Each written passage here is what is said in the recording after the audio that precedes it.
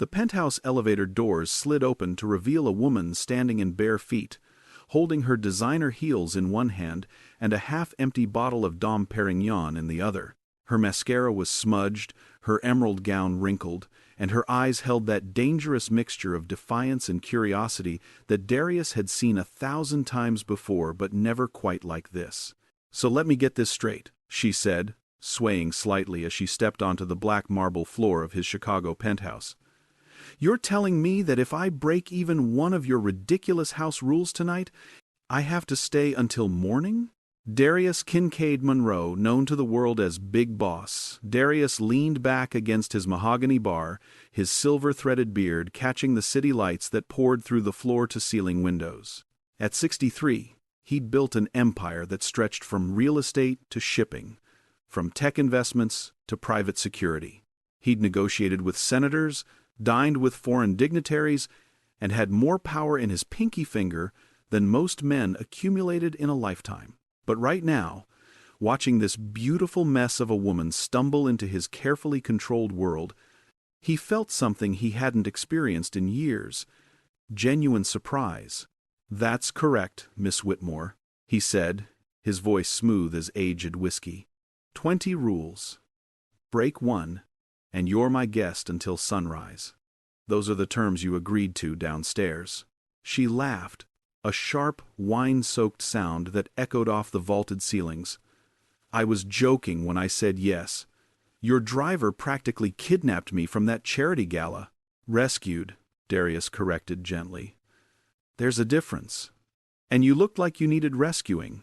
Hey, before we dive deeper into this story, if you're enjoying where this is headed, do me a favor and hit that subscribe button.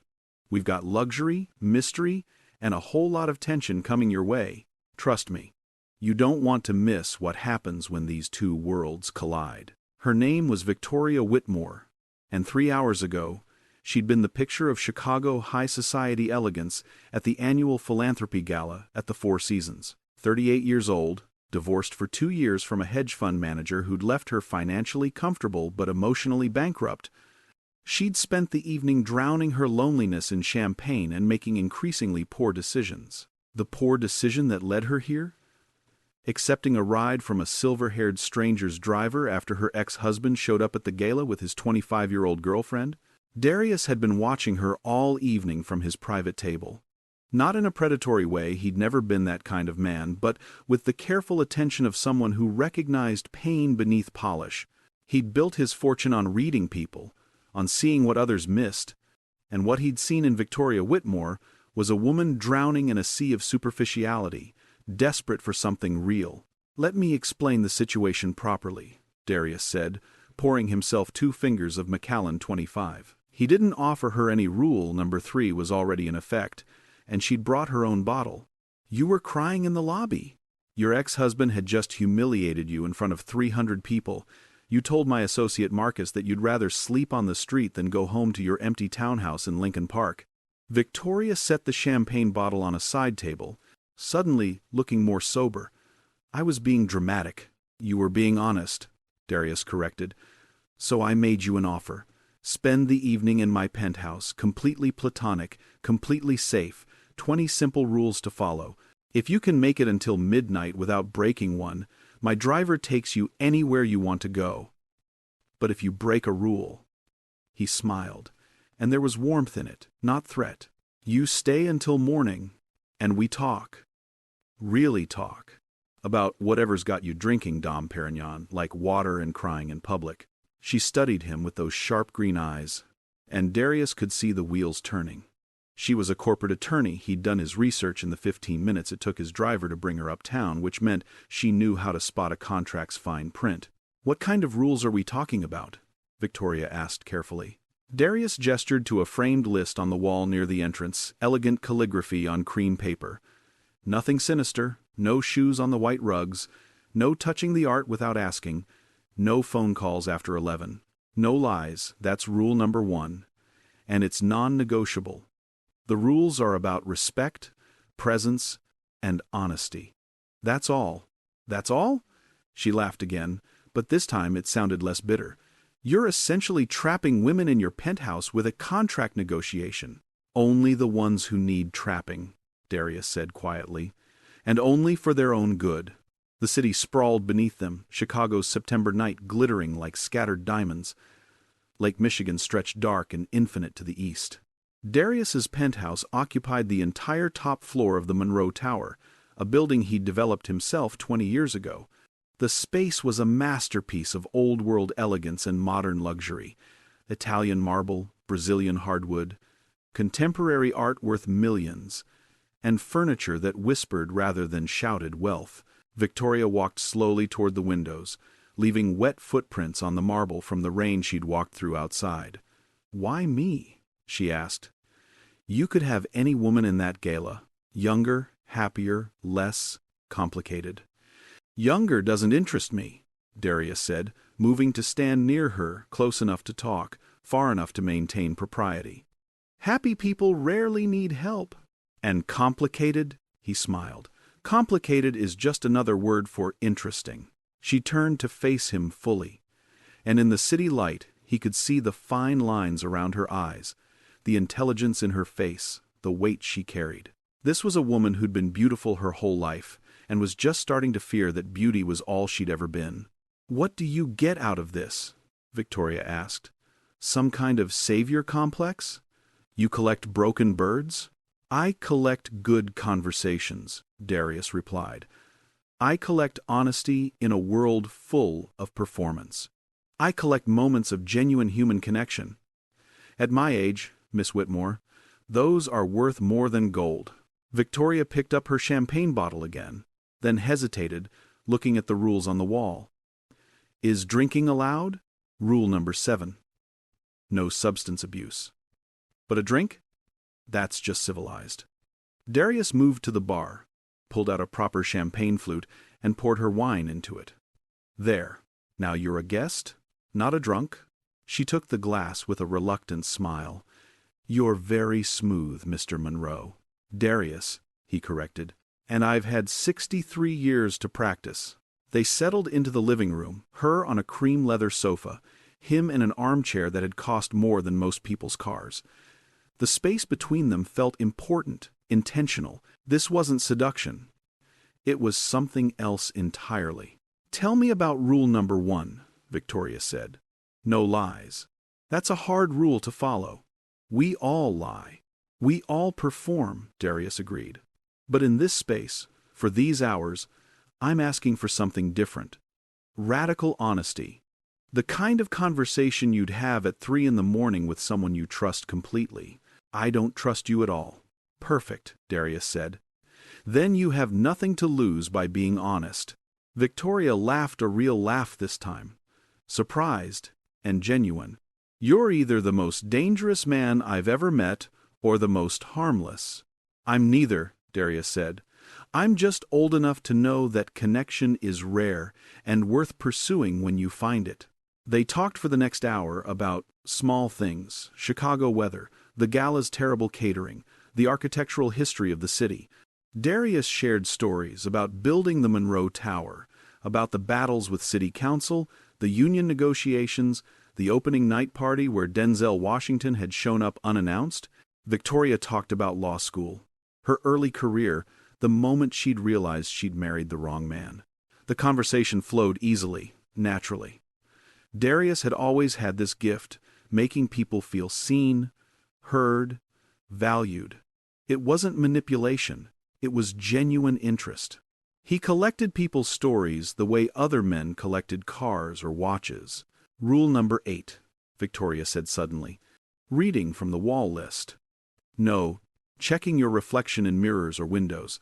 That's oddly specific." "Vanity is the enemy of presence," Darius explained. "When you're worried about how you look, you're not fully here. And I want you fully here." She met his eyes. "Why?" "Because I think you haven't been fully present anywhere in a very long time." The observation hit home. Darius could see it in the way her shoulders tensed, then slowly relaxed.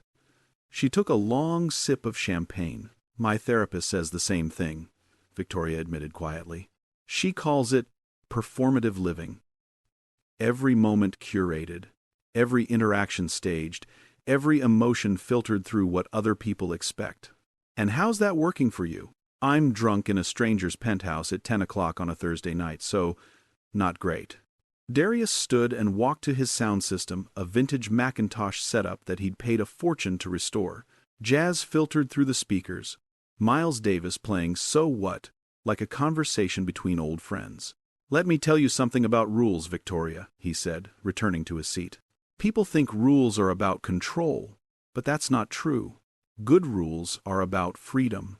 They create a space where you can let go, where you don't have to perform, where you can just be. That's a very convenient philosophy for a man who makes the rules." "Fair," Darius acknowledged. "But consider, right now, you're in a strange place with a man you don't know. You should feel anxious, guarded, ready to run. Do you?" Victoria paused, genuinely considering. "No," she said slowly. "I don't. I feel. I don't know. Curious? That's because the rules create safety," Darius explained. "You know exactly what's expected. No ambiguity, no guessing, no performance, just presence." The clock on the wall, a restored 1,940 seconds railway station timepiece, showed 10:47 p.m., 73 minutes until midnight. Victoria had been in the penthouse for an hour and 6 minutes, and she hadn't broken a single rule. But Darius knew the night was young, and the hardest conversations were still ahead. At 11:15 p.m., Victoria's phone buzzed. She pulled it from her clutch instinctively, then froze, looking at the rules on the wall. "Rule number 12, she read aloud. "No phone calls after 11 p.m. "But what about texts?" Darius raised an eyebrow. "What does the rule say?" "Phone calls. Then texts are fine." "I'm not a tyrant." She looked at her screen, and her face went pale. "It's my ex-husband. You don't have to read it." "Too late." Her hands were shaking slightly. "He wants to talk. He says he made a mistake bringing Jennifer to the gala. He wants to meet for coffee tomorrow." Darius watched her carefully. This was the moment, the crack in the armor where real emotion lived. "What do you want to do?" "I want to throw my phone through your very expensive window," Victoria said. But there was no heat in it, just exhaustion. That would break rule number 6. No property damage. She laughed, but it sounded close to crying. "Why does he keep doing this? Why does he keep pulling me back right when I'm starting to move forward?" "Because he knows he can," Darius said gently. "And because you let him." Victoria stood abruptly, pacing toward the windows. The rain had picked up, droplets racing down the glass like tears. "You don't know anything about my marriage. I know you're here instead of home. I know you're drinking instead of dealing. I know you're performing strength instead of actually being strong." Darius's voice was firm but kind. "And I know that man doesn't deserve your attention, let alone your tears." "Rule number 1, Victoria said quietly. "No lies. So here's the truth. I'm terrified of being alone. I'm terrified that at 38, I've already had my chance at love, and I blew it. I'm terrified that every year I get older and less relevant and more invisible, and one day I'll wake up and realize I spent my whole life trying to be perfect for people who never actually saw me." The confession hung in the air like smoke. Miles Davis played on, completely indifferent to human drama. Darius stood and moved to where she stood, maintaining that careful distance. "Can I tell you what I see when I look at you? Please don't say beautiful. I've heard it my whole life, and it never means anything." "I see a woman who's forgotten she has power," Darius said. "I see intelligence that's been playing small. I see strength that's been wasted on the wrong battles. I see someone who could be extraordinary if she'd stop apologizing for taking up space." Victoria turned to face him, mascara smudged, eyes bright with unshed tears. "You don't even know me." "I know enough," Darius said. "And here's what I know for certain. That man texting you, he's counting on your fear. He's counting on you being desperate enough to take him back, to accept crumbs, to settle for his divided attention. The question is, are you going to prove him right? She stared at him for a long moment. Then, very deliberately, she turned off her phone and set it face down on a side table. "There," she said. No response. "Happy? I'm not the one who needs to be happy," Darius said. "But I think you just took the first step toward finding out what would make you happy." The clock showed 11:34 p.m. 26 minutes until midnight.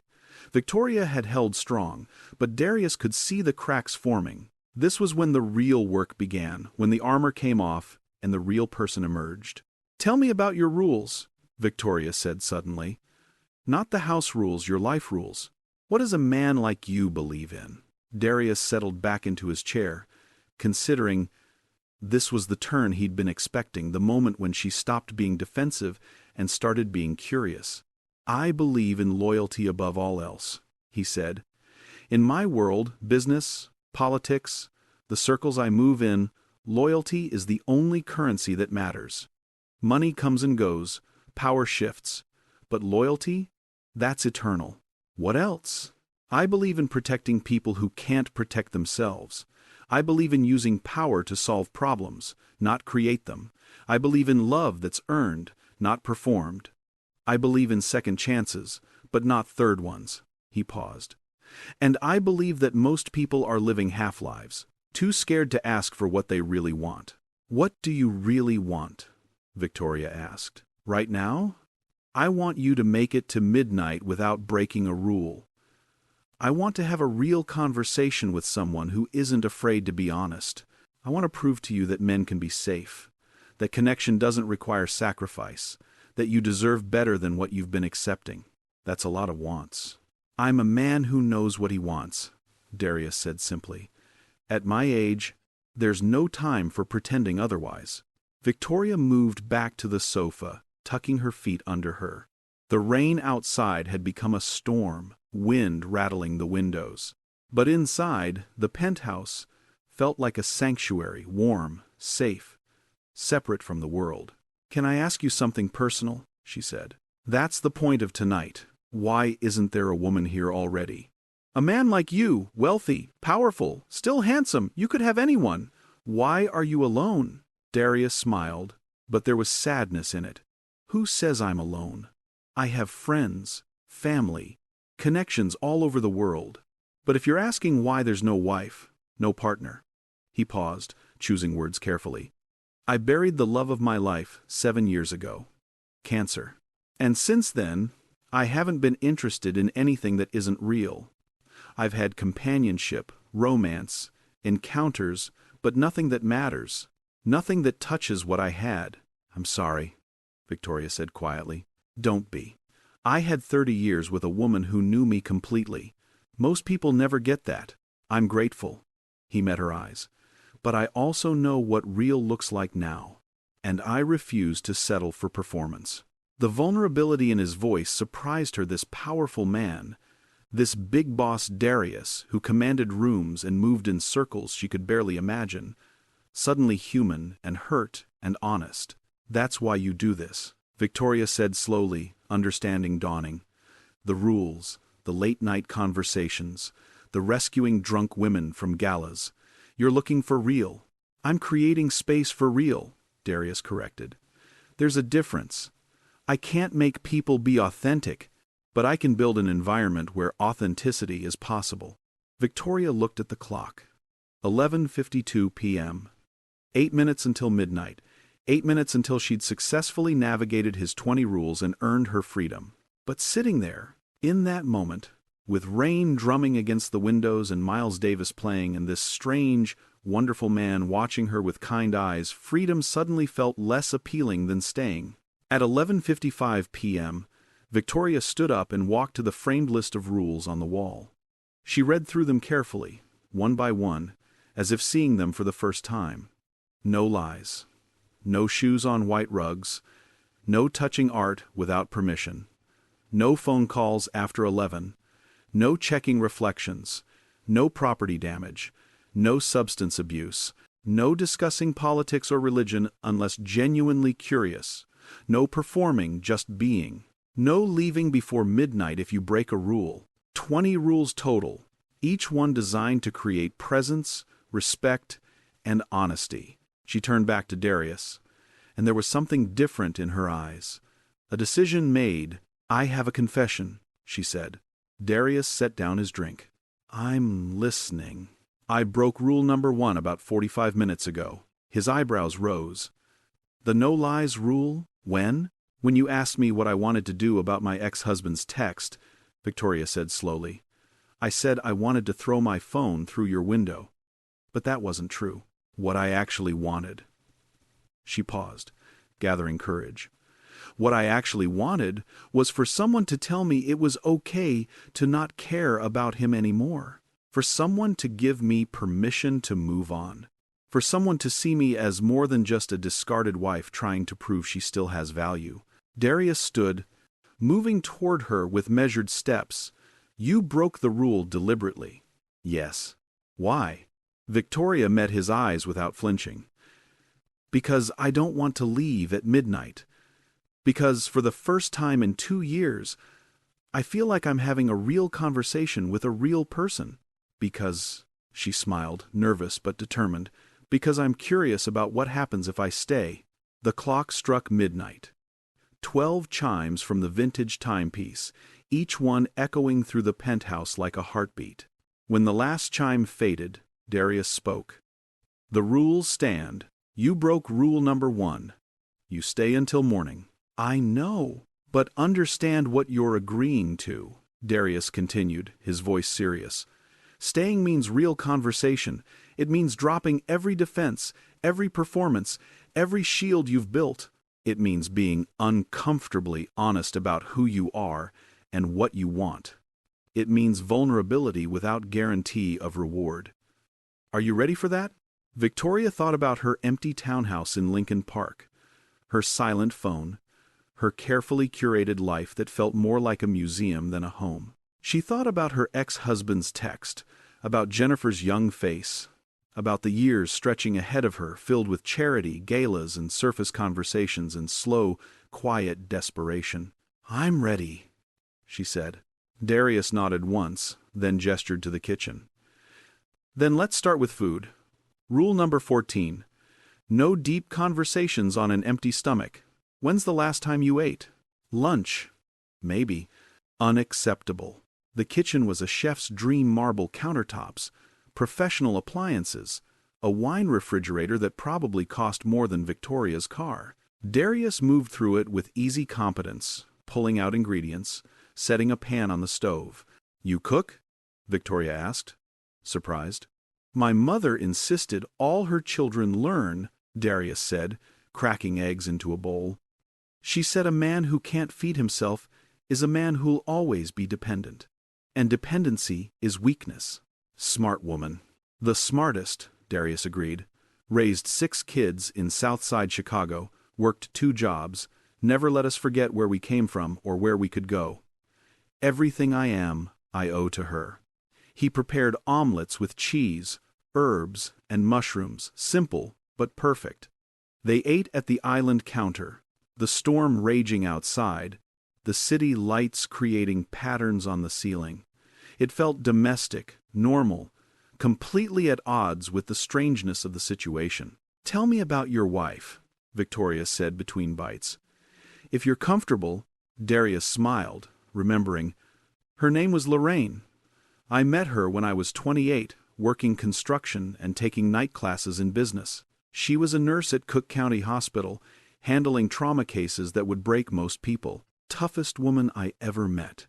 He paused, fork midway to his mouth. She saw something in me before I saw it in myself. Believed I'd be successful when I was living in a 1-bedroom apartment and driving a car that broke down twice a week. She sounds incredible. She was. And she kept me honest, kept me grounded. When the money started coming, when the power started accumulating, she made sure I remembered why I was doing it. Not for ego, not for status, to build something meaningful, to help people, to create opportunities. Darius set down his fork. Without her, I'd probably be just another rich man with no soul. You still have her voice in your head, Victoria observed. Every day. Especially when I'm making decisions that matter.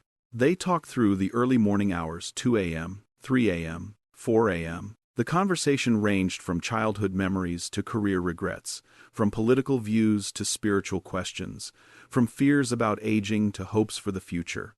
Darius shared stories about building his empire, about the deals that succeeded and the ones that failed, about the people who helped him and the ones who betrayed him. Victoria talked about her marriage, the slow erosion of connection. The moment she realized her husband was having an affair, the divorce proceedings that felt more like a business transaction than the end of love. She talked about her career, about being the only woman partner at her firm, about the constant pressure to prove herself while also being likable, competent but not threatening, ambitious but not aggressive. "It's exhausting," she admitted around 4:30 a.m., both of them now sitting on the floor with their backs against the sofa, shoes long abandoned. Being a woman in a man's world, you're always performing, always calculating. One wrong move and you're difficult. One moment of emotion and you're unstable.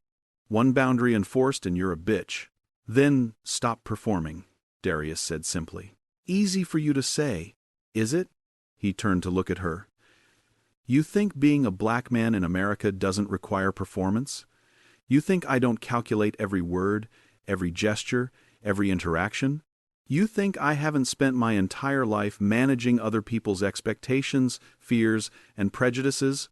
Victoria paused, considering. "That's fair, I'm sorry." "Don't apologize. Just recognize that we're all performing something. The question is, what happens when we stop? Who are we when no one's watching?" "I don't know," Victoria admitted quietly. "I've been performing so long, I'm not sure there's anything underneath." "There is," Darius said with certainty. "I've been watching it emerge all night. The real Victoria, the one who's funny and sharp and scared and brave. The one who took a chance on a stranger's weird rules because she was desperate for something authentic. That woman? She's extraordinary." Victoria felt tears building, not sad tears, but something else. Relief. Maybe. Recognition.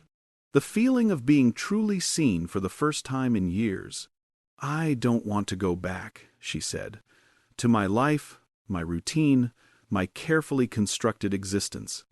It all feels so hollow now." "Then don't," Darius said. "Change it. It's not that simple. It's exactly that simple. It's just not easy." He shifted to face her more fully. "Here's what I've learned in 63 years. The life you want is on the other side of the conversation you're afraid to have. With yourself, with others, with the universe. You want a different life? Have different conversations. Make different choices. Demand different treatment.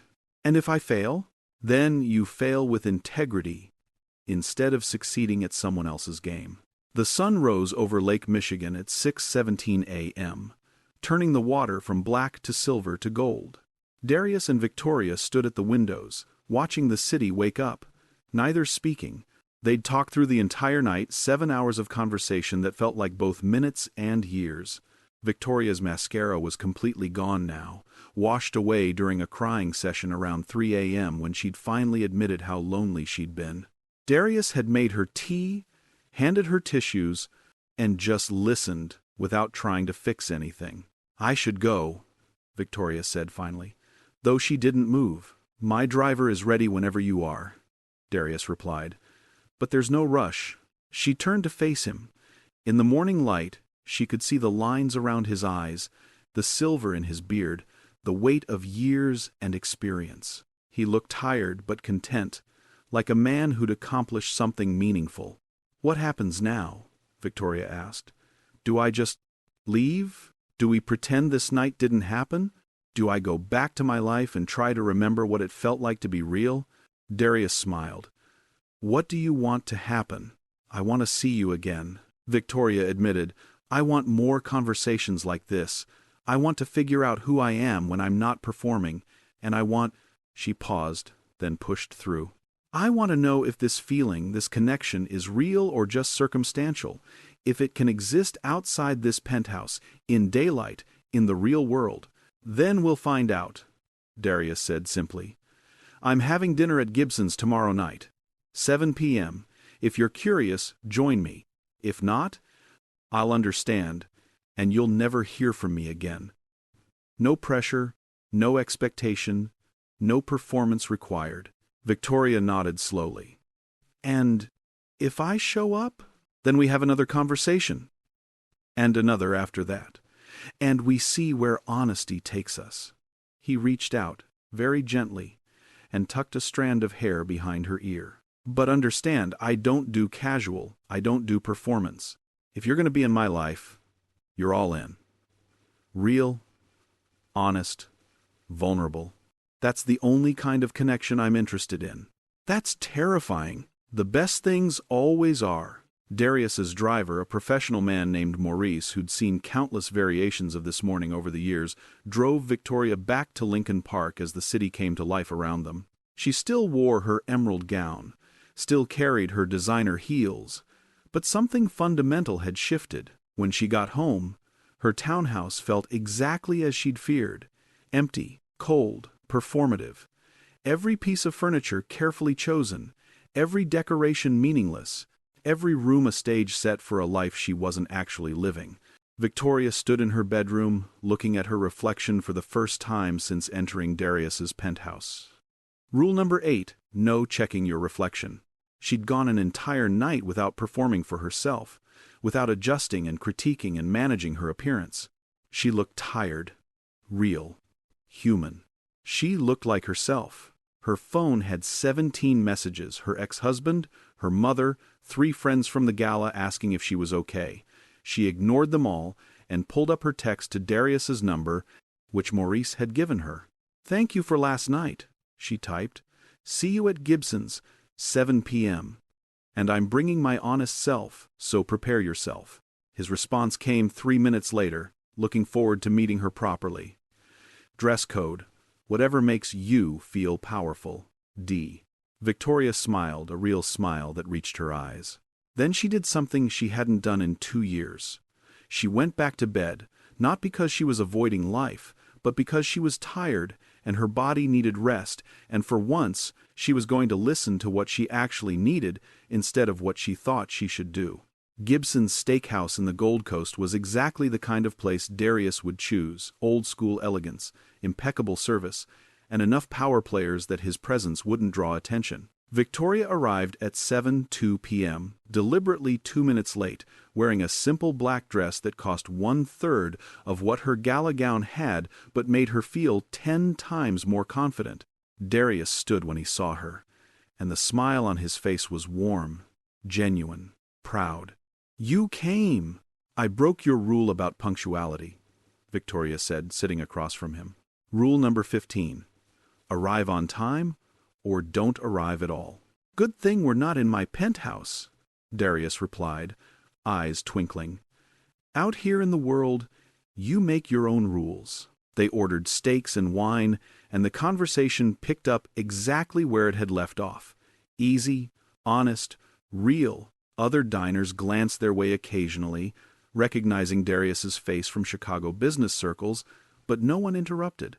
This was his city, his world, and he moved through it with the confidence of someone who belonged everywhere and nowhere. "I called my ex-husband this morning," Victoria said over dessert.